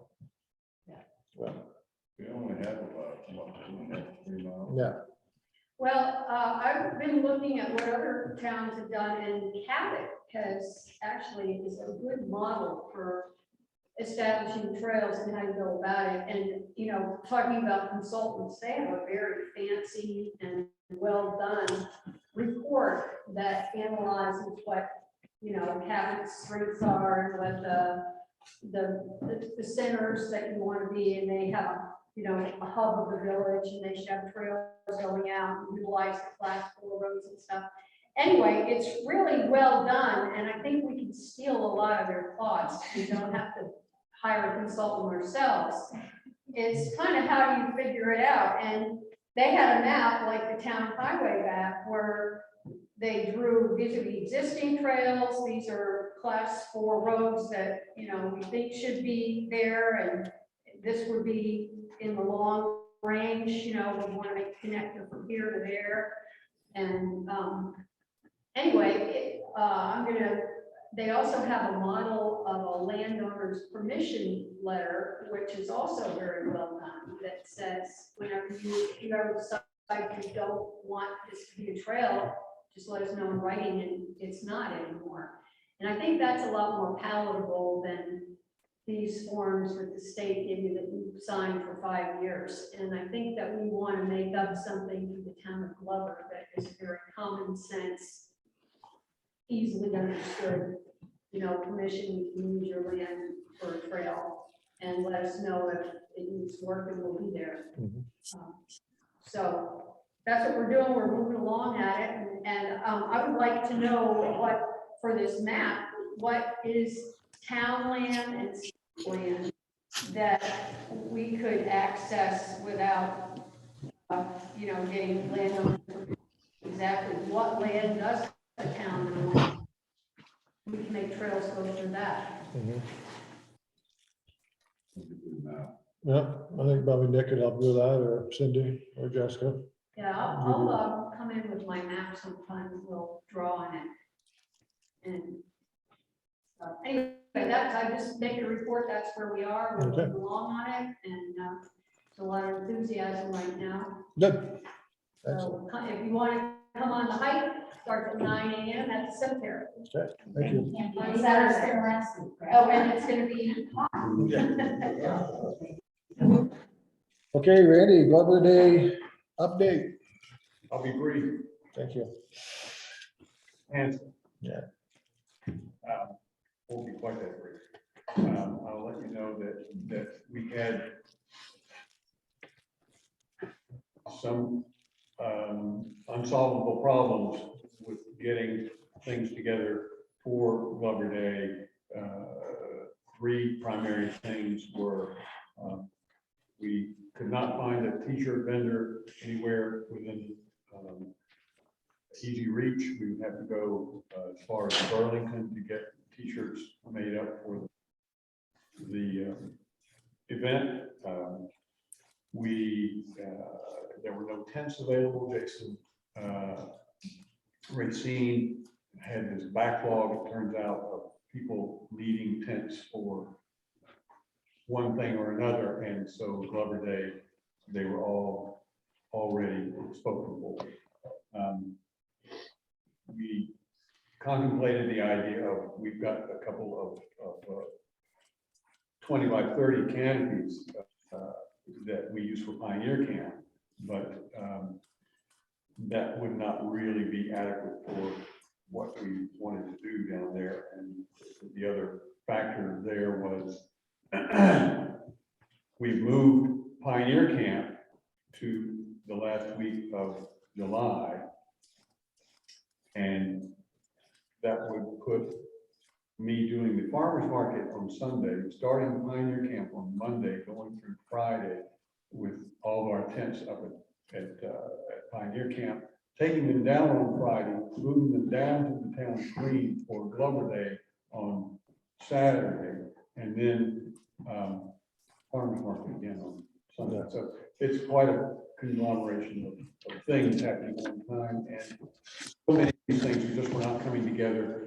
And we could not get, for some reason, the state has not responded to us for a road permit to do our road race for Runaway Pond, which we have to have. That's always been sort of an automatic thing, but for some reason it just hasn't come through this year. So we just, and then you add the factor of COVID and just lots of things, and we're getting a late start because all of these, we couldn't make the decision until later in the year to get going. We had no idea what would be possible. So anyway, we decided to cancel it. We may have some events happening that day on the green because the church is still going to have their auction out in front of the church, as they always do on Glover Day. So we may end up having something going on down the green, but nothing nearly to the scale that we're used to. Next year, Well, Randy, I think everybody that knows you appreciates you, so, I mean, I know how much work you put into it. Still think, and that it should be a line item on the budget. I think It it's should be what? a line item on the budget. I think we should put it into the budget to support Blubber Day. And maybe at some point this winter, we can figure a way to get a solid committee where you got some help. well, that is exactly right. And so the whole upshot of this has been, we are going to take this off time to better organize the Glover Day committee, pull in more people, have a lot of subcommittees that are responsible for the various aspects of it, and really not do it off the cuff as we've had to. It's always, we were off for 2 years because of COVID, and but the last year it worked fine. Mhm. So we weren't too worried about it, but we didn't anticipate it. So also, and maybe you want to put this at the end of the agenda, so I can go get some water. I also need to make a report about the municipal planning grant when it's appropriate within. Well, we've only got one small thing left, so this is probably, Get some water.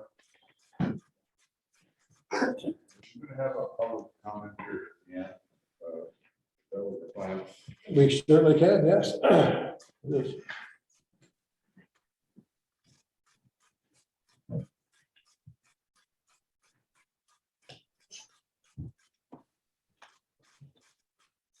We want to do landscaping while Randy's getting. Sure.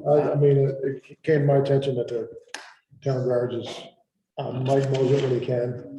We already have Lawn Sense contracted to do all the municipal buildings. Is that Jake? No, it's Yeah. Ricky Blanchard. Oh, okay. I just don't see why we don't have him do the. Okay. So it looks, you drive by there and the grass is, there's something. Having the same guy that does, takes care of the mowing of the town clerk's office and there to do a brush up on the town garage. So it looks a little more professional. So as long as we're all in agreement, We need a motion. Okay.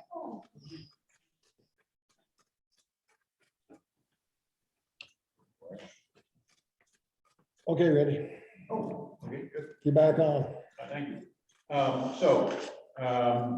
As we talked about many times, we've been working very diligently to complete this municipal planning grant process. And we have done that. Now it's a matter of filing the final report, which is an online process. We have to write some narrative to describe what we've done for the state, and this process has to be completed by June 30th, submitted by June 30th, in order for us to get reimbursed for that last payment that we made to the consulting firm.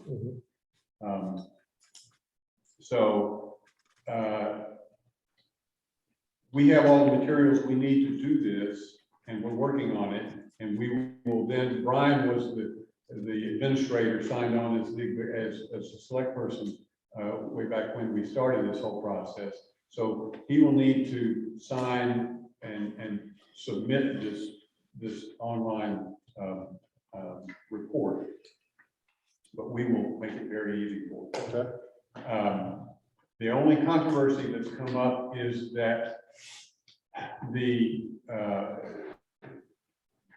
consulting firm, Du Bois and King, did a marketing study, and it was a separate company, and they came up with a separate document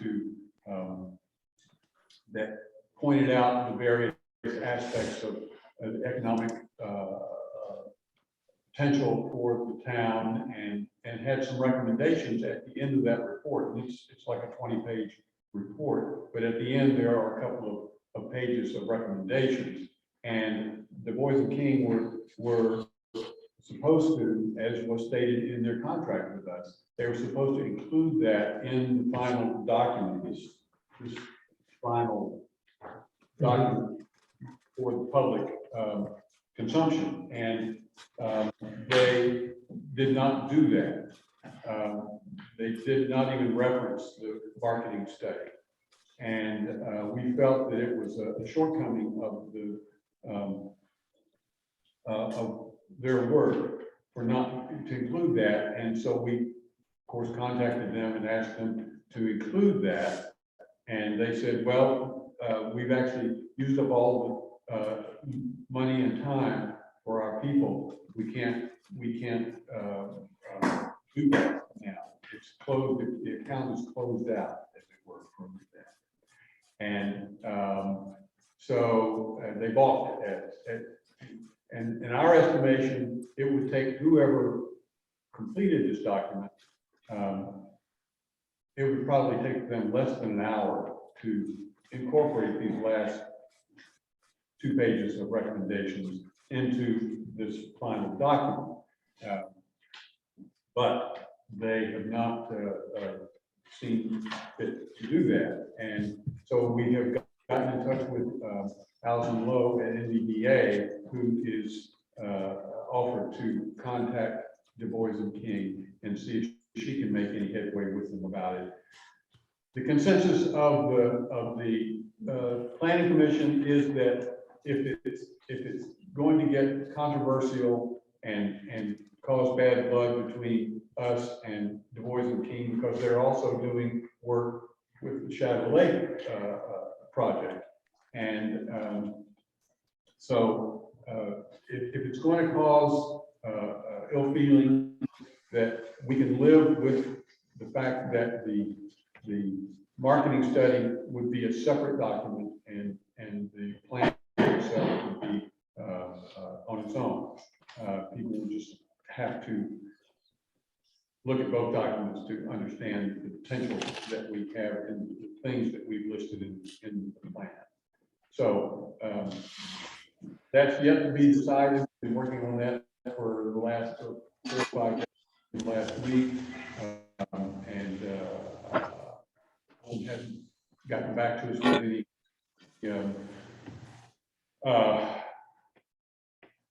contact she's made with Du Bois and King. So we'll see how that goes. It will not keep us from submitting this final report, but it just would be, we would prefer it to go in if they would do it. And there's also the possibility that if they let us know what program they use to construct this document here, that we could get somebody to do it after the fact and incorporate it in, just so, because it's going to be the public document of the municipal planning grant, that anybody who wants to delve into the particulars that we've come up with can go in and see it all in one place. It won't affect how we move forward in the next year to 5 years in implementing some of these things in the plan. It just would make it a smoother. Well, it'd be nice if they agreed to do that in the beginning, that they just would do it. Well, and they did, it's in the contract. They said in their own contract that they would incorporate that into the final document. This seems like it should be pretty simple if it's a breach of contract and it's in their contract to resolve. Yeah, it should be. I agree. And I'm sure anybody who's a graphics person working in these programs would say it will not take that much to do, but they also have their fingers in a lot of pies. Is this something we can set our own town lawyer on to resolve? Don't use it. Yeah. Well, if it's a breach of contract and that's all it's gonna take. I let's mean, let them More to do that. It's $300 an hour. And you send the final payment, so There you you go. kind There of you go. agreed that they were done Yeah. by sending that final payment. Well, we had, Or not. yeah, that was done before all of this came down. I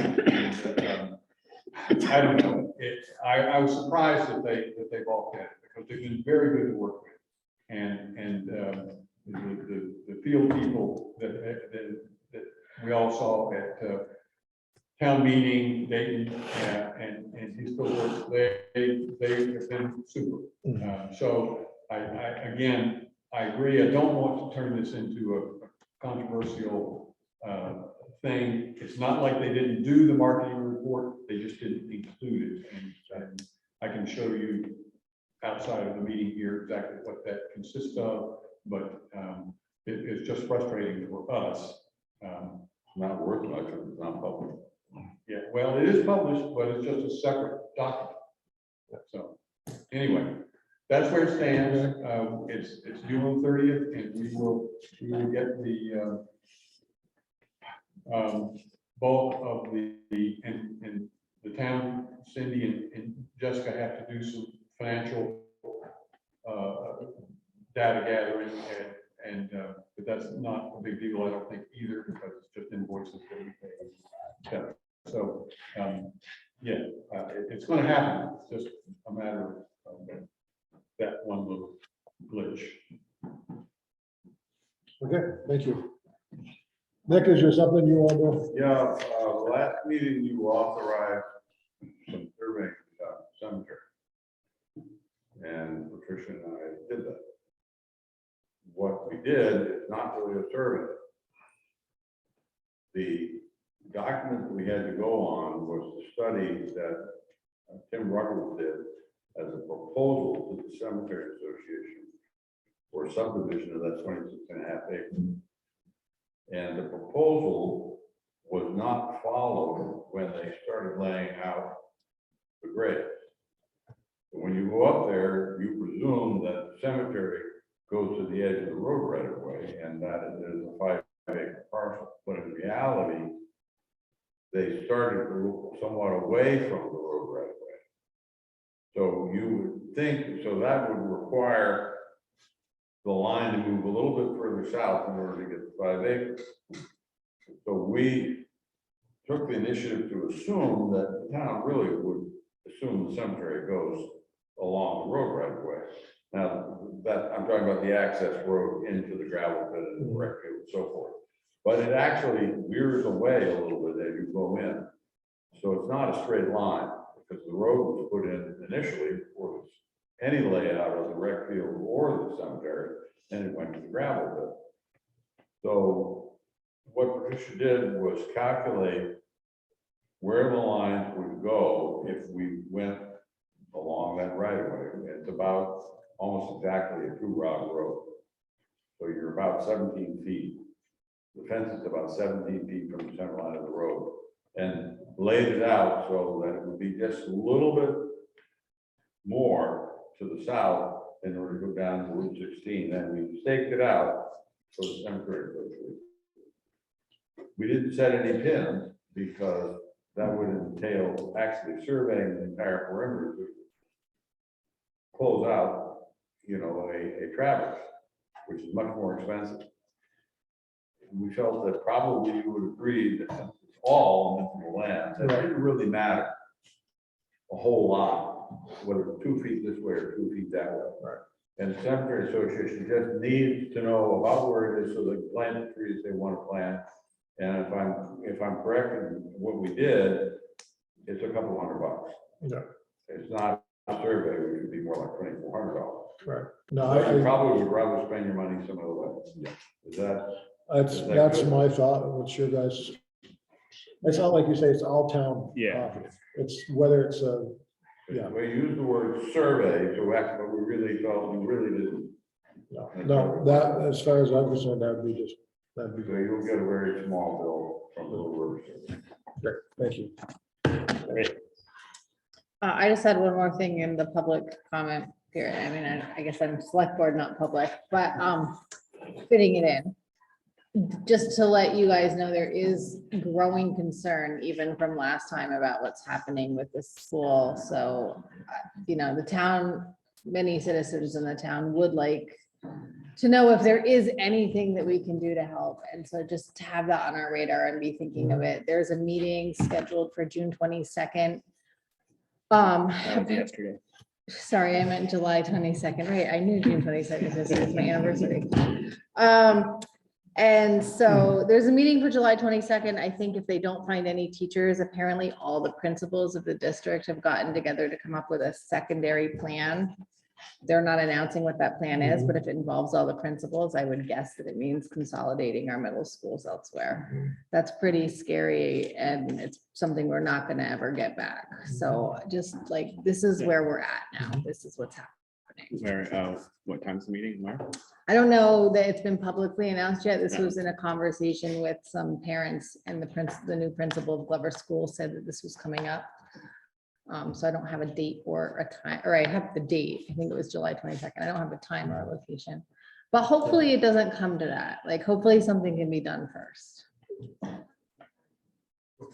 Anyway, I'm not suggesting we do anything right now. No, I'm I just just- letting you know. I'm just, where is the supervisor? Union in this? I mean, Yeah. this is what's so frustrating to me, is what are they doing? I mean, what are they, they've got all this control.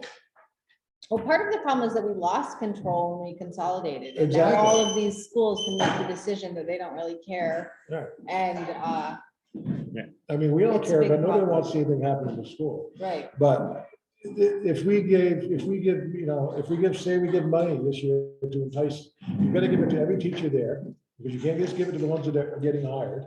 How's that gonna make you feel if you've been there for 10 years and you grounded out? I mean, that is one perspective. You You know? could technically, but the other part of that is it doesn't actually really help that much because it's a one-time thing. And Right. unless you had a Yeah. caveat that said you have to stay for 5 years if you accept this money. it That's doesn't my really- thing. It'd be a Yeah. one-time thing if we helped. And this is I mean, it's an issue, obviously. Yeah, But it's an issue. It's a lot bigger than the bumper It is, but we Yeah. need to, be part of Yeah. the Yeah. solution. Like, the last thing that we want to see happen is for our school to close. And I think that, when Catherine does come, Catherine Sims, who's talking about coming, Mhm. that is like a big thing that we need to talk to her about, is that what we really need is money to be able to compete with other school districts, neighboring school districts, to bring in teachers. So does the town own the school and the property? Yes. We own the We school. don't anymore. No. That was And- that was part of consolidation. Yeah. Just to be clear, when I say consolidation, this is only no one is at the school district is saying this is happening yet. This is just rumors I'm hearing, and I'm trying to get in front of them. Well, that's my point. We don't have control over the school, and Have you followed what some of the other school districts that are trying or have pulled out of consolidation have to go through in order to do it? no. Well, they've been successful, a couple of districts. There were some core challenges and so on and so forth. And Stowe now is in the middle of this. That is another conversation I had with someone today, is like, what would happen if we said we didn't want to be part of this consolidation Well, anymore? we I don't. voted. Yeah. We thought seven towns voted to not have it. Here we are. Don't give me Yeah, that. I have heard, I heard a story on BPR months ago. I think Ripton was one of the ones that Can managed. you not speak to. up, please, Joe? I heard a story on the radio a few months ago about exactly what you're talking about. Some towns have been successful in fighting it, if that's what you want to say. But I have no idea what the details were or whatever. Very but complicated. Yeah. Probably harder once you're already in it too. but- And so is it even feasible that we could create our own private school? Oh, talk about our own school district, our own private school. I don't know, we have $328,000. Get you through about half the school year, right? One of the issues was, if you may recall, our consolidation is that some of the schools had indebtedness, some of the schools had surplus, some of the schools had mortgages on their school property because of recent renovations. Our school, we had paid for it. And so basically, We gave it away. when we all went together, some towns got the benefit of the good stewardship of other towns. Mhm. And that's one of the big issues. Well, keep us abreast. Talk to Dave Kelly in Greensboro. He's been working on this. Attorney. Yeah, I know Dave Kelly. Yeah.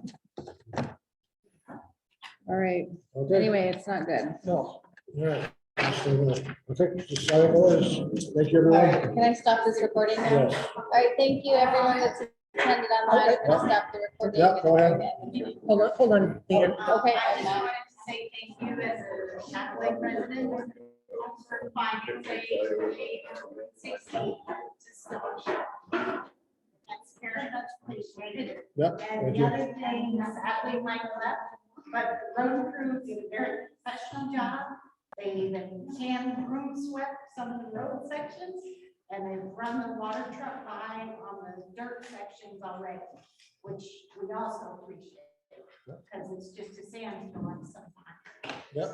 We want it, I want it. Just so you know, I mean, so it's, because we get a lot of questions, that's a class 2 state road. So everything that we do on that road is up to state specs. You know, we got a state grant coming in to do a culvert by the fishing access. And I appreciate you saying some positive things, because that's, the guys really tried very hard on that.